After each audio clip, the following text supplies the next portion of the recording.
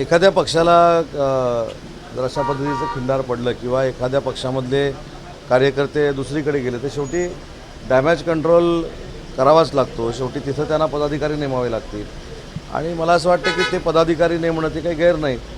फक्त पदाधिकारी नेमल्यानंतर परत ते तिथेच राहिले पाहिजे याची दक्षता घ्या म्हणजे झालं.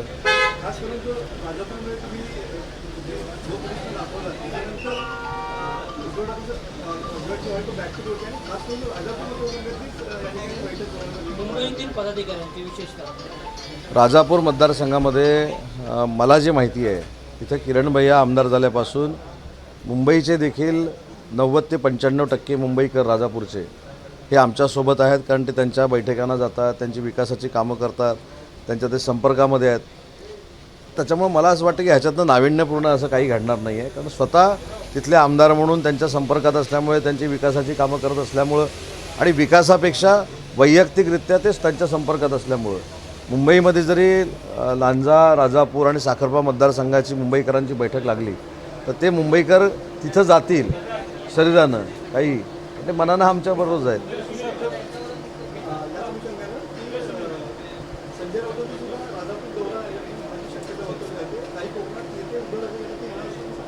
नाही असू दे ना. एक लक्षात घ्या की संजय राऊत साहेबांचा जर कोकणात दौरा होणार असेल ही त्यांच्या पक्षाची पॉलिसी आहे.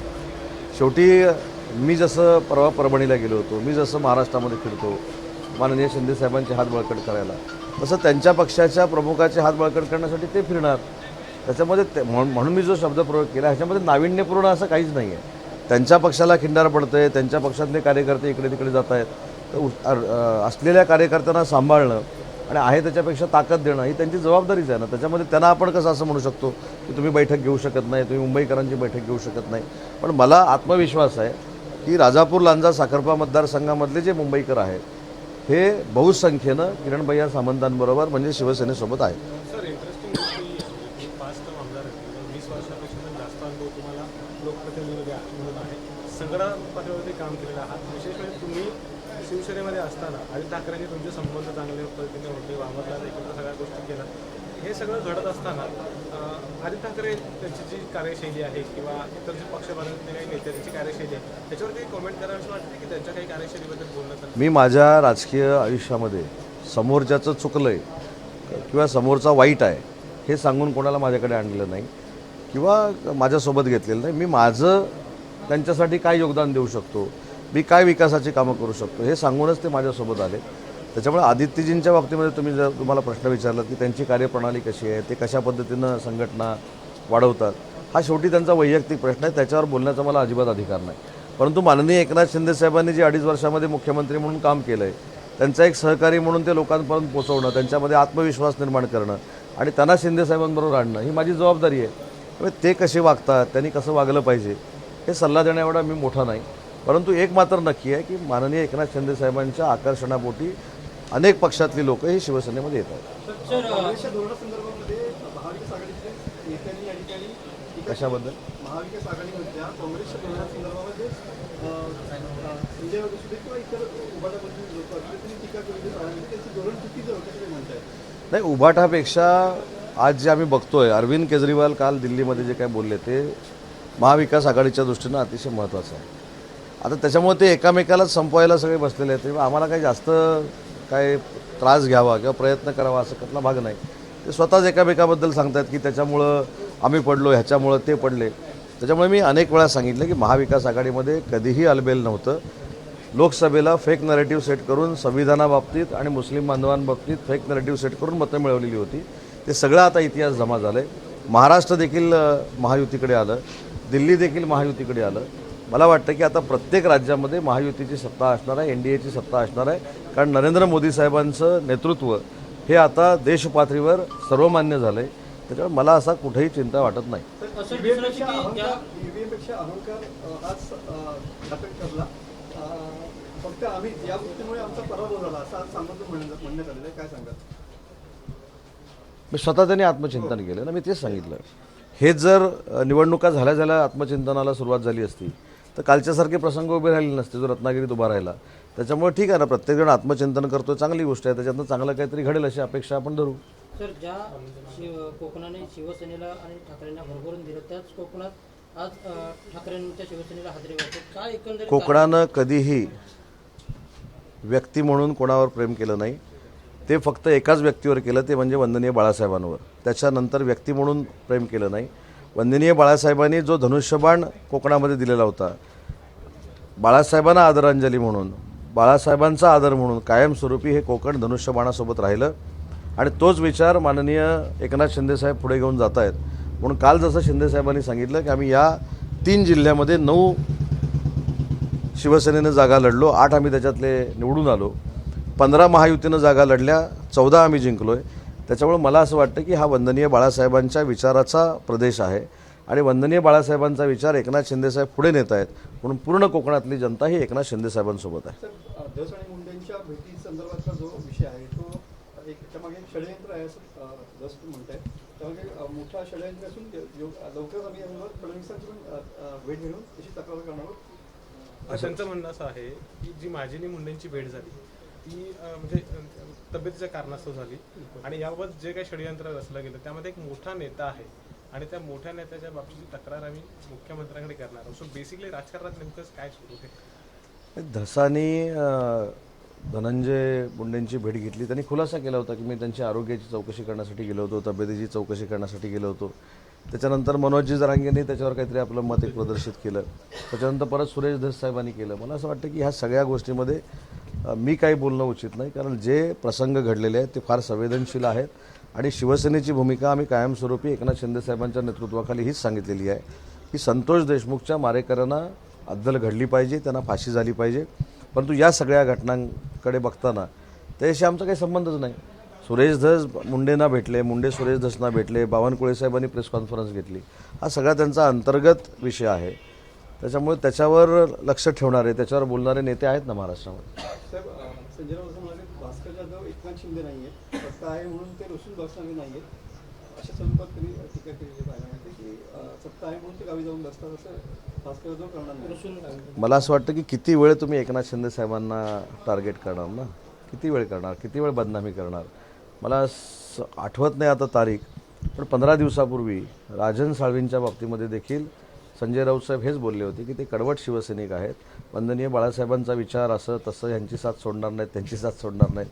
त्याच्यामुळं मला त्याच्यावर काही बोलायचं नाही. शेवटी त्यांना कॉन्फिडन्स असेल ना, पण त्यांचा कॉन्फिडन्स एकानं लूज केला आहे हे देखील त्यांनी बघितलं पाहिजे. त्यामुळे ते बोलले, मॉरल देण्यासाठी कार्यकर्त्यांना बोलले, भास्करराव जाधवांबद्दलचा विश्वास म्हणून बोलले, त्याच्यावर मी कशासाठी बोलावं. पण हेच ते 25 दिवसापूर्वी राजन साळवींच्या बाबतीमध्ये बोलले होते की राजन साळवी साहेब एकनाथ शिंदे साहेबांसोबत जाणार नाही. आणि म्हणून एखादा कार्यकर्ता घेतल्यानंतर एकनाथ शिंदे साहेबांवर टीका करणं हे मला असं वाटतं की राजकीयदृष्ट्या योग्य नाही. दुसरी महत्त्वाची गोष्ट की शिंदे साहेबांच्या मंत्र्यांकडे, शिंदे साहेबांच्या सहकाऱ्यांकडे जेवायलाच कोणी जायचं नाही, हा आता पक्षाचा आदेश निघतो, तर ही एक फार मोठी कमाल आहे. आणि म्हणून मी काल म्हटलं की आता इथपर्यंत हे ठीक आहे, पण भविष्यामध्ये सकाळचा नाश्ता पोहे खायचे की उपीट खायचं हा देखील आदेश येणार आहे. दुपारच्या जेवणात काय असलं पाहिजे, भाकरी असली पाहिजे की चपाती असली पाहिजे, हे देखील आदेश निघतील की काय राजकीय, अशी आता भीती माझ्यासारख्या कार्यकर्त्याला वाटायला लागली. 2 टप्पे झाले, दोन टप्पे झाले. तिसऱ्या टप्प्यामध्ये पक्षप्रवेश पुढे नेते जाणार. नाही, 3ऱ्या टप्प्याचा ज्यावेळी प्रवेशाचा कार्यक्रम होईल तसं 2ऱ्या टप्प्याच्या आदल्या रात्री जी नावं सांगितली मी तुम्हाला, तशी 3ऱ्या टप्प्याच्या आदल्या रात्री सांगेन. आणि काही जशी नावं न सांगता प्रवेश झालं तसे 3ऱ्या टप्प्याचे प्रवेश असतील. रत्नागिरी जिल्ह्यात 400 एकरमध्ये उद्योग सचिवाचं एक स्टेटमेंट की काहीतरी नवीन एक प्रोजेक्ट आणायचं, काय विचार?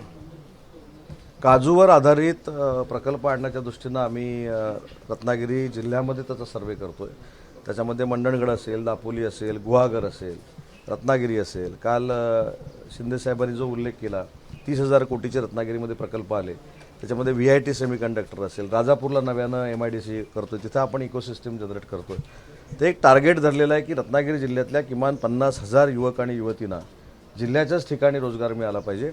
त्याच्यातला पहिला प्रकल्प कोका कोलाचा 2 ते 3 महिन्यामध्ये सुरू होतो आहे. 3,500 कोटीची त्याची इन्व्हेस्टमेंट होती. 1,500 कोटीचा पहिला पार्ट त्यांचा संपला आहे आणि त्याचं उद्घाटन देखील आता महिन्याभरामध्ये होईल. रिलायन्स डिफेन्सला मंजुरी मिळाली, भूसंपादनाची प्रक्रिया चालू होती राज्यामध्ये.